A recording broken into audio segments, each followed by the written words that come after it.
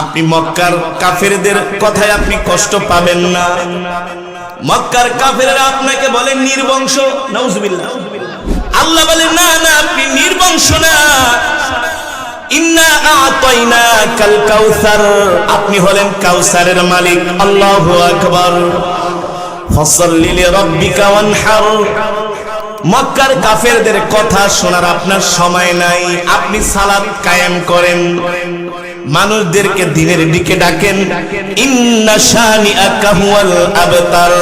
যারা আপনাকে নির্বংশ বলে মূলত তারাই হলো নির্বংশ, ঠিক কিনা বলে? এ মুসলমান, আবু জেহেল আমার নবীকে নির্বংশ বলছে। বলছে মুহাম্মদ, তোমার কোনো ছেলে সন্তান নাই, তুমি মরে গেলে তোমার বংশের প্রদীপ শেষ হয়ে যাবে।